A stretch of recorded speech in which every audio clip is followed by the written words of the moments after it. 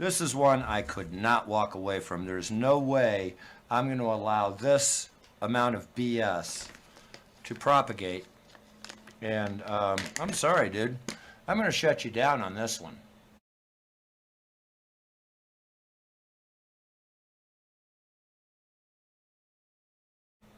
This one is an whoops. Where is it? Where are you? There it is. All right. So I'm not going to let this piece of propaganda which you've put out, absolutely inaccurate, very, very, very, very, very, very, very, very, very, very, very, very, very misleading.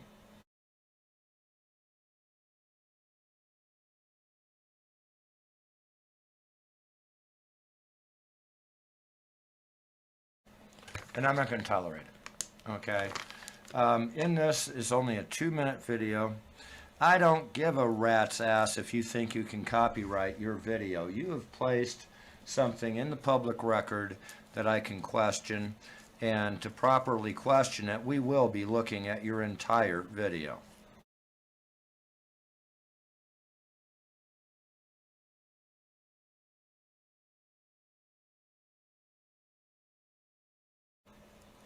Okay, so that's what the issue is here. Okay, so to avoid the fact that there may be some copyright things, I'm going to speed your video up just a little bit. And mind you, this is a gentleman that does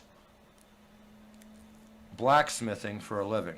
Now, why he would come out here and defy, absolutely defy his own profession, the first thing you learn about blacksmithing is what? How to make a fire.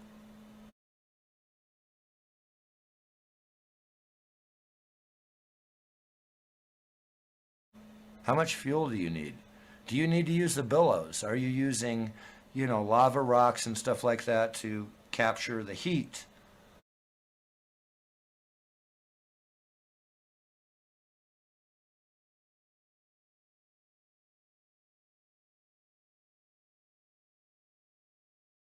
Okay, that's in this little spot in your kiln.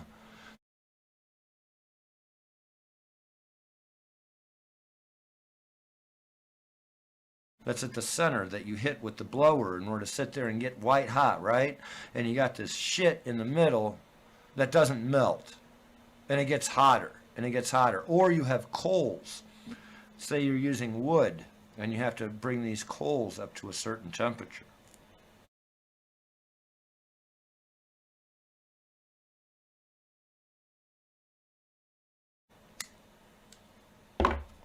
Well, in our modern day, we use gas. We use flammables. And we use thermite. Since the 1800s, we've been using thermite in order to cut and weld railroad together. No joke.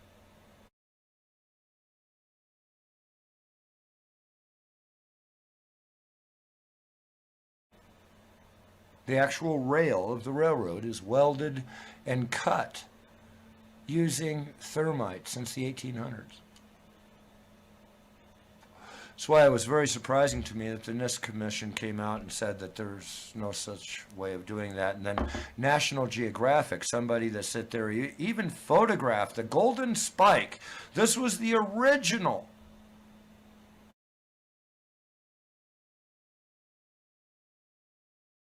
publication that drove the golden spike, and they don't know anything about railroads, and they forgot that they are the ones that documented how the railroad was actually built. National Geographic.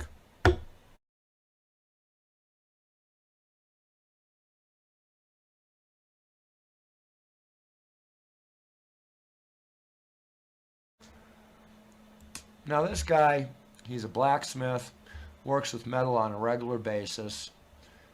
He's turned his comments off. I wonder why. It's because anybody that has any experience working with metal, whether that be somebody at a body shop or a blacksmith, okay, anywhere in between, somebody that works with rebar,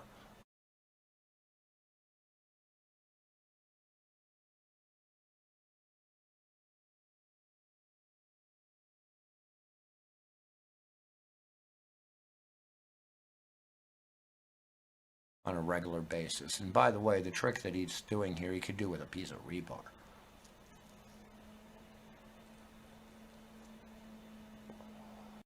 Rebar would be fine. That's just a piece of rebar. You've seen that before. It sticks out of the concrete here and there where you got potholes. So what he's trying to do is he's trying to dismiss the fact that the building would not melt at this temperature, but at that temperature it will melt. But as soon as you reach a certain temperature, it'll start bending. He demonstrates this clearly. I want you to notice that in the background of this video, you can hear a whooshing sound of some sort. He's going to reveal that not until the end of the video, and this is only a 2-minute video.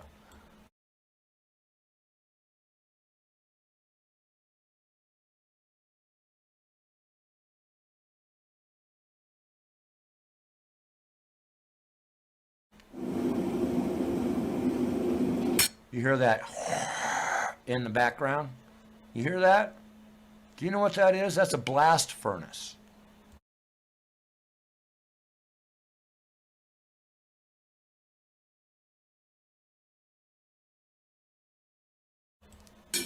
So I am taking time out of my busy day to try to put to rest one of the more moronic things I have seen on the internet lately, and that's saying something. It is. Because you're going to fall down 10 flights of stairs in the next few minutes, and at the end of this show, the only hope that you have of not being bothered by falling down 10 flights of stairs is hopefully passing out on the 3rd stair or on the 3rd flight. Well, maybe, you know, going down 10 flights of stairs won't be that big of a deal for you, huh?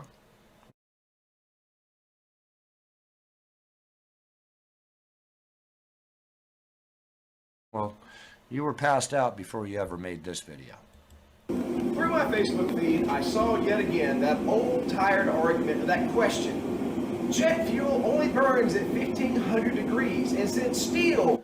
1,500 degrees. 1,500 degrees. 1,500 degrees.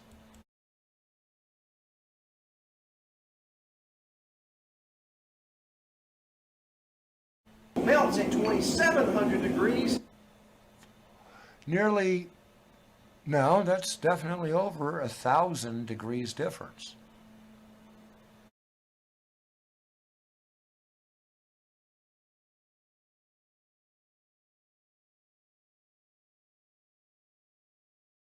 $1,000 degrees difference. 9/11 was a conspiracy. I am so sick and tired. Okay, so we have jet fuel, 1,500 degrees, and 1,000 degrees higher than that. Remember that. Remember these numbers.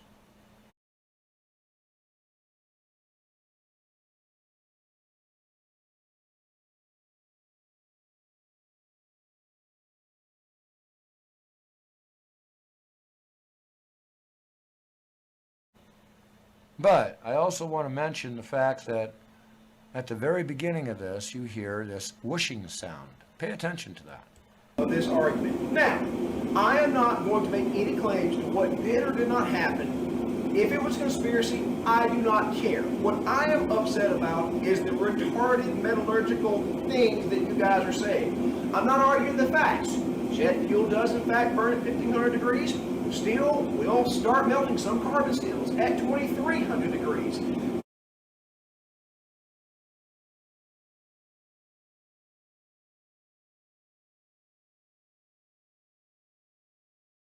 But if you hold this up as a reason for conspiracy, you are an idiot.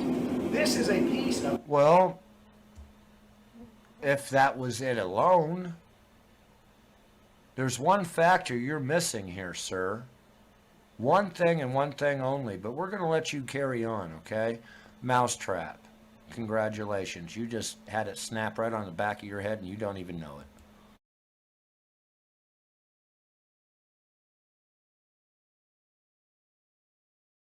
Half-inch thick steel, 836 structural steel. You can do the same trick with rebar.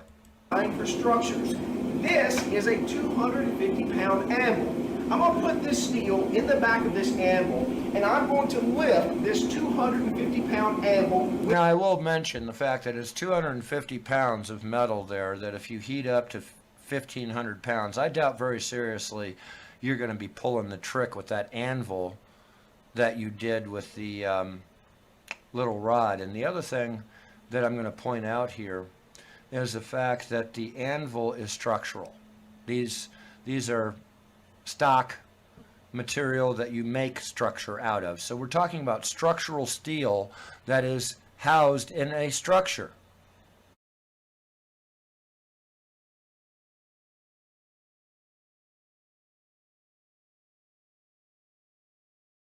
It makes the structure. The other thing of it is the heat would dissipate off of this.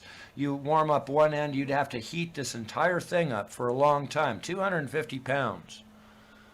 That anvil, my friend, is your downfall.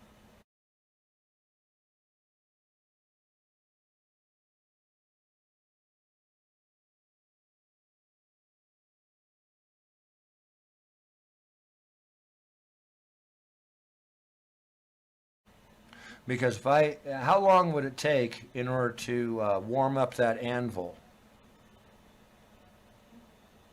How long? That's going to take a minute. And you're going to have to use your blast furnace, right? In order to bring it up to the same temperatures we're talking about, just 1,500 degrees, people.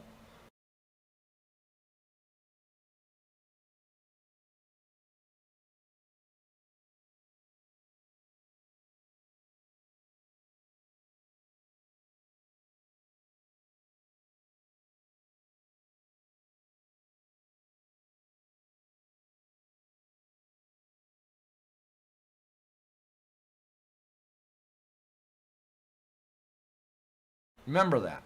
1,500 This bar of degrees. steel. Do you see how the structural steel is supporting this anvil? Okay. There.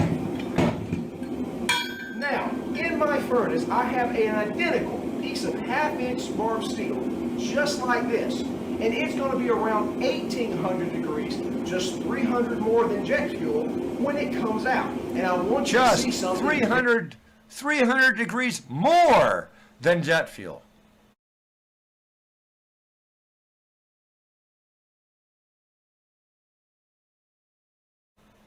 Huh? Okay. Remember 1,500. Remember 1,500, okay? Very interesting. Going to the forge. I'm going to reach into my blast furnace.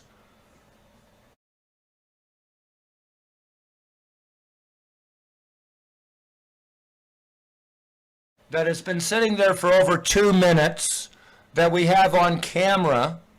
It's very hot, but not melted. Obviously, it is not melted. I put this in the oven. Now watch this. I'm going to take my pinky finger, half-inch solid steel. Check it out. It's a freaking noodle. Your argument is invalid. Get over it. Find a job.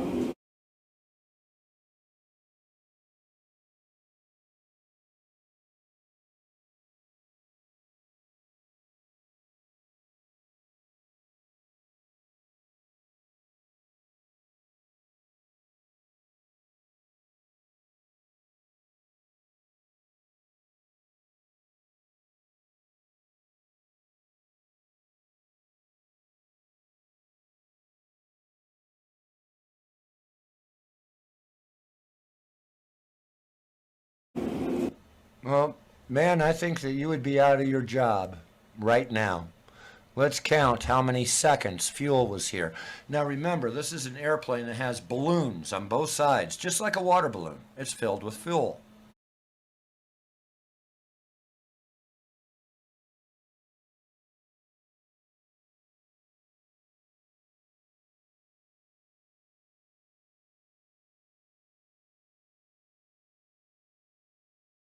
Right?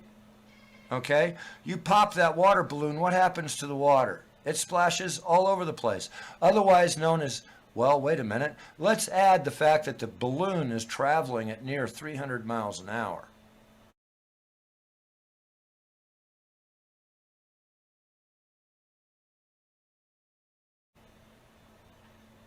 Boy, that's one hell of a water balloon.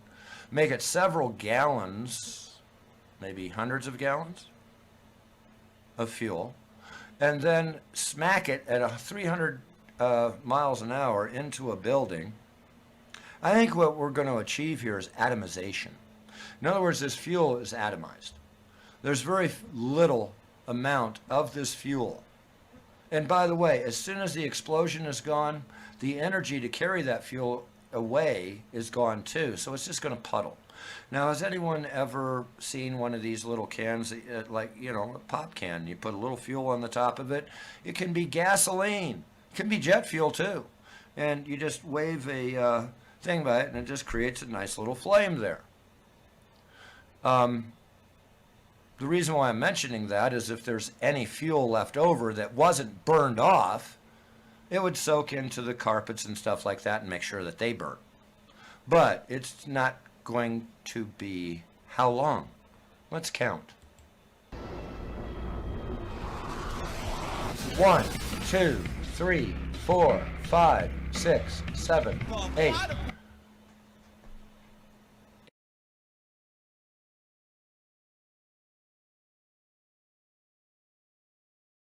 8 seconds compared to your 2 minutes in a blast furnace. This is why we cannot trust, because these people are coming out here that are supposed to be and claiming to be professionals in their field, and they can't demonstrate the first piece of knowledge of what they require in order to do their job.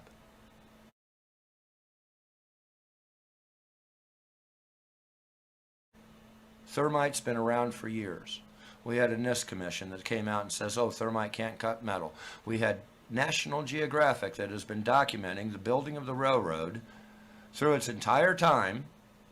And even afterwards, we have National Geographic going around the world and looking at railroads. And yet not one of these reporters managed to remember that they had reported hundreds of times thermites being used to cut and weld the track together. This has been Beware Mouse. Thank you for tuning in. May our God be with you.